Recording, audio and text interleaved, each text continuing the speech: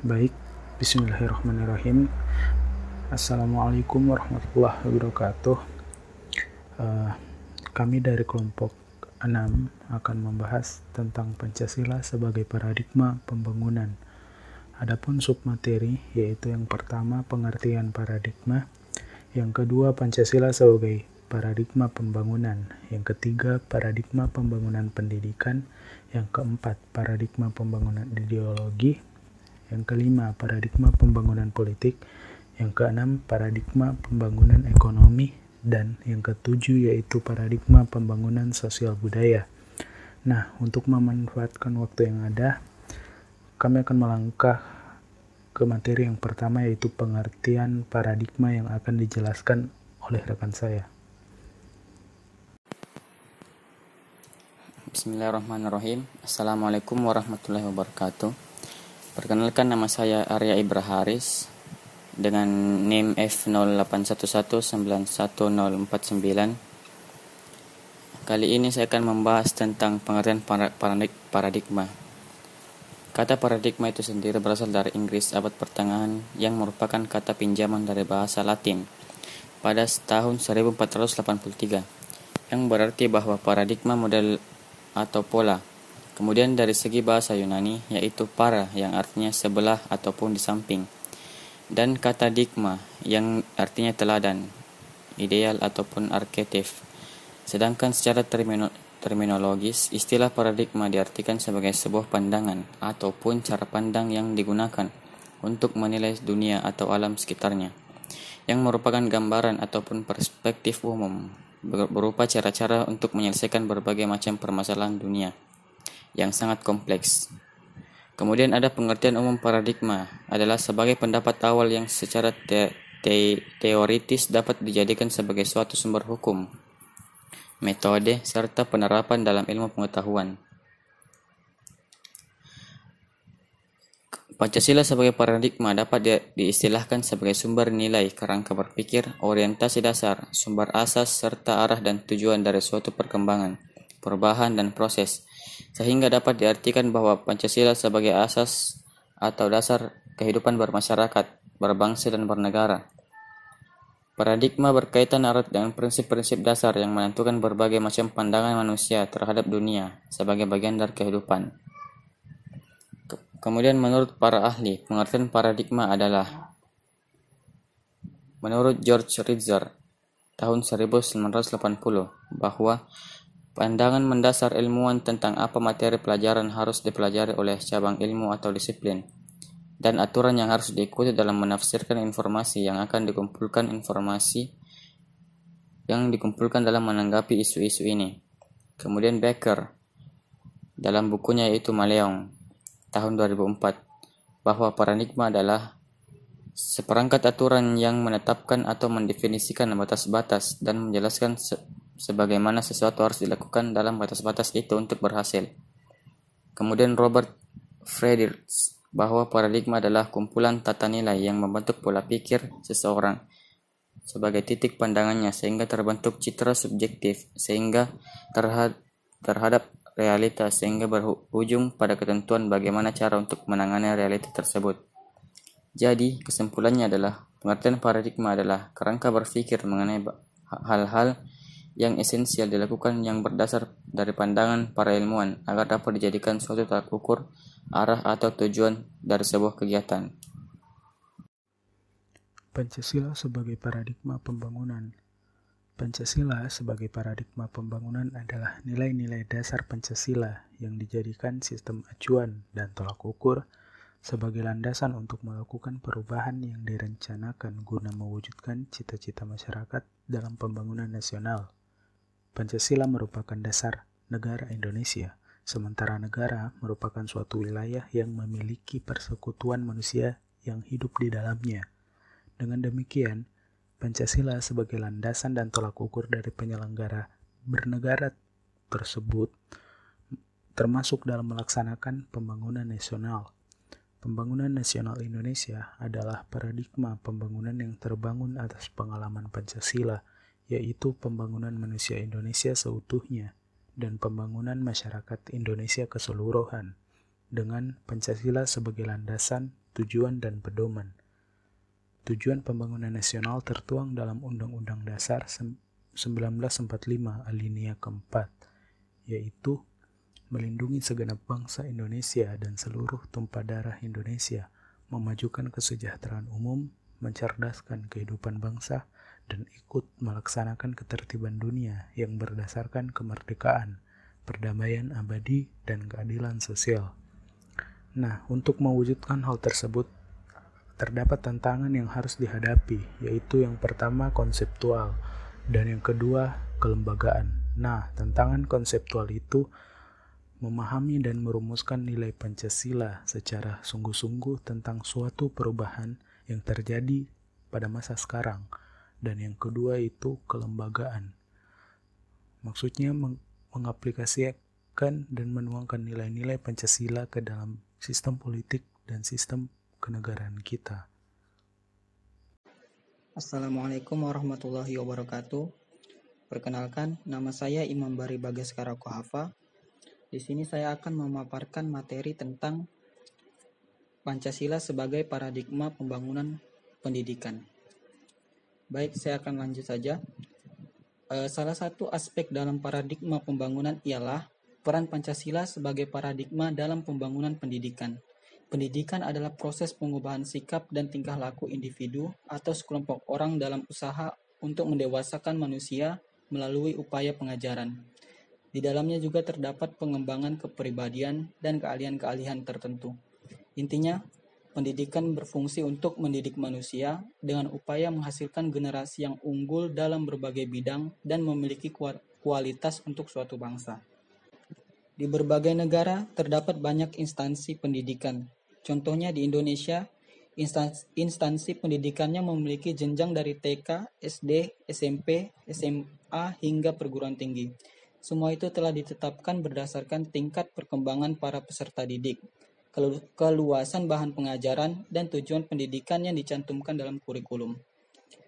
Agar acuan-acuan dalam segala aspek pembelajaran seragam, maka pendidikan di Indonesia mengacu pada nilai-nilai luhur bangsa yang terangkum dalam Pancasila.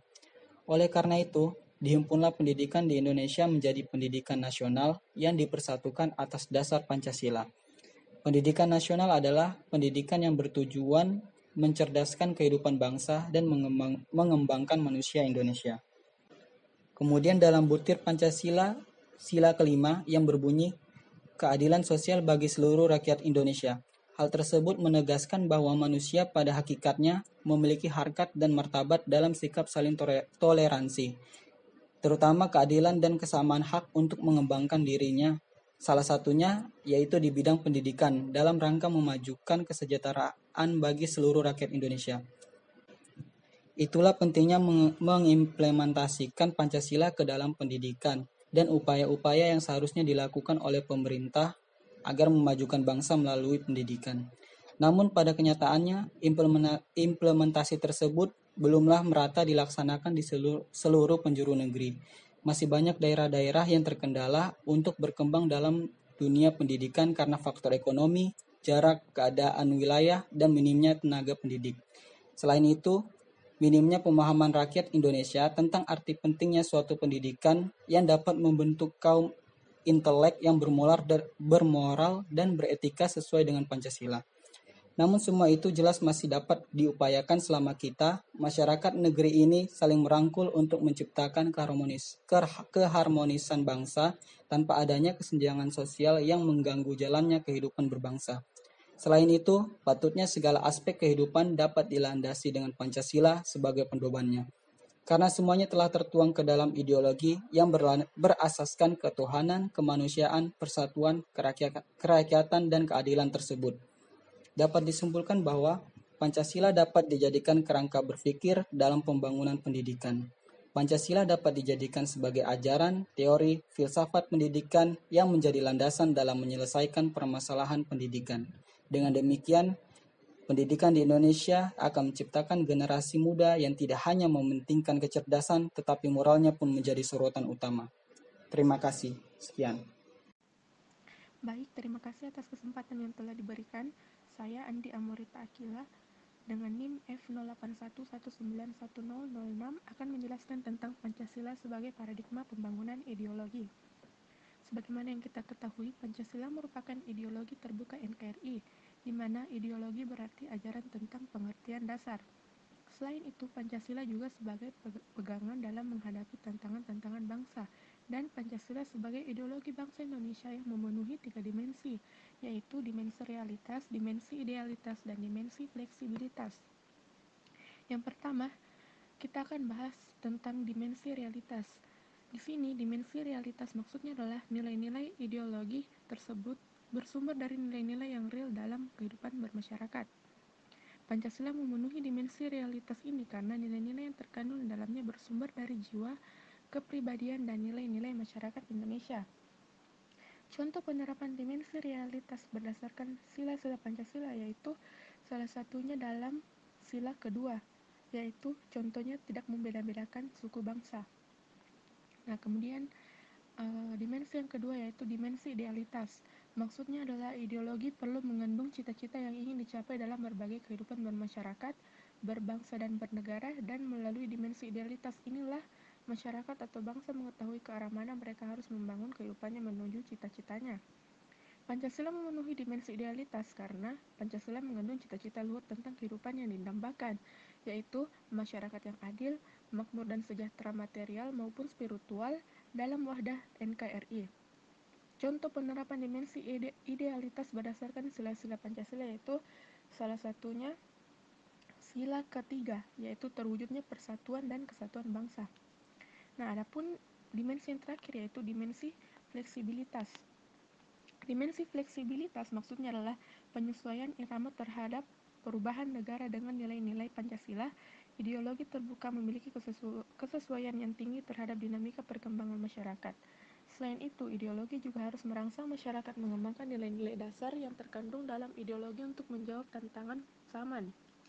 Pancasila memenuhi dimensi fleksibilitas karena Pancasila memiliki relevansi yang tinggi dengan dinamika perkembangan masyarakat. Nilai-nilai Pancasila dapat dikembangkan dan dijabarkan untuk menghadapi tantangan zaman serta menjawab persoalan-persoalan bangsa di masa sekarang dan masa yang akan datang. Contoh penerapan dimensi fleksibilitas berdasarkan sila-sila Pancasila yaitu salah satunya adalah sila keempat, pemilihan presiden secara langsung. Baiklah, di sini saya Fahmi Hidayat Syam F0811911035 akan menjelaskan tentang apa itu Pancasila sebagai paradigma pembangunan politik. Warga Indonesia ditempatkan sebagai pelaku atau subjek politik, bukan objek politik. Pancasila dalam pembangunan politik harus dapat meningkatkan harkat dan martabat manusia dengan menempatkan kekuasaan tertinggi adalah dari rakyat, oleh rakyat, dan untuk rakyat, di mana sistem politik Indonesia yang sesuai dengan Pancasila sebagai paradigma adalah sistem politik demokrasi, sehingga perlu dikembangkan berdasarkan asas kerakyatan dalam sila 4 Pancasila. Kemudian pada asas-asas moral daripada sila-sila Pancasila, maka secara berturut-turut sistem politik Indonesia dikembangkan atas moral ketuhanan, kemanusiaan, persatuan, kerakyatan, dan keadilan. Moral tersebut menjadi landasan warga dan penyelenggara negara guna perilaku politik santun dan bermoral. Bentuk paradigma pembangunan politik yaitu: pertama, warga negara ditempatkan sebagai subjek dan bukan sekedar objek politik. Yang kedua, sistem politik Indonesia yang bertolak dari manusia sebagai subjek harus mampu menempatkan kekuasaan tertinggi pada rakyat. Yang ketiga, pelaku politik atau warga negara ataupun penyelenggara dikembangkan atas dasar moral Pancasila sebagai menghasilkan perilaku politik yang santun. Paradigma pembangunan ekonomi. Sistem ekonomi yang berdasar Pancasila berbeda dengan sistem ekonomi liberal yang hanya menguntungkan individu tanpa perhatian pada manusia lain. Pancasila sebagai paradigma pengembangan ekonomi mengacu pada sila keempat Pancasila, sedangkan pengembangan ekonomi pada sistem ekonomi Indonesia yaitu pembangunan ekonomi kerakyatan atau pembangunan demokrasi ekonomi atau sistem ekonomi Pancasila yang mana ekonomi untuk sebesar-besar kemakmuran rakyat dan berkeadilan bagi warga Indonesia, di mana politik, ekonomi, kerakyatan memberikan kesempatan, dukungan, dan pengembangan ekonomi rakyat, mencakup koperasi, usaha kecil, dan usaha menengah sebagai pilar utama pembangunan ekonomi nasional. Oleh sebab itu, perekonomian disusun sebagai usaha bersama berdasar atas kekeluargaan yang mampu mengembangkan program konkret pemerintah daerah di era otonomi daerah yang lebih mandiri dan lebih mampu mewujudkan keadilan dan pemerataan pembangunan daerah. Dengan demikian, ekonomi kerakyatan akan mampu memberdayakan daerah dalam berekonomi sehingga lebih adil, demokratis, transparan, dan partisipatif. Dalam ekonomi kerakyatan, negara berperan melindungi warga negara dengan meningkatkan kepastian hukum. Baik, Assalamualaikum warahmatullahi wabarakatuh. Saya Andi Siti Sabina Maharani akan menjelaskan Pancasila sebagai paradigma pembangunan sosial budaya. Sosial budaya itu sendiri adalah segala hal yang diciptakan oleh manusia dengan pemikiran dan budi nuraninya untuk kehidupan bermasyarakat. Pancasila sebagai dasar negara sangatlah penting untuk pembangunan bangsa. Nilai-nilai yang terkandung di dalam Pancasila harus dijadikan pedoman untuk kehidupan berbangsa dan bernegara. Pancasila pada hakikatnya bersifat humanistik, karena memang Pancasila bertolak dari hakikat dan kedudukan kodrat manusia itu sendiri. Jadi, pembangunan sosial budaya harus mampu meningkatkan harkat dan martabat manusia, yaitu menjadi manusia yang berbudaya dan beradab. Berdasarkan Sila Persatuan Indonesia, pembangunan sosial budaya dikembangkan atas dasar penghargaan terhadap nilai sosial dan budaya-budaya yang beragam di seluruh wilayah Nusantara menuju pada tercapainya rasa persatuan. Dengan demikian, pembangunan sosial budaya tidak menciptakan kesenjangan, kecemburuan, diskriminasi, dan ketidakadilan sosial. Paradigma baru dalam pembangunan nasional berupa paradigma pembangunan berkelanjutan yang dalam perencanaan dan pelaksanaannya perlu diselenggarakan dengan menghormati hak budaya komuniti-komuniti yang terlibat. Di samping hak negara untuk mengatur kehidupan dan berbangsa dan hak asasi individu secara berimbang, hak budaya komuniti dapat sebagai perantara penghubung penengah antara hak negara dan hak asasi individu.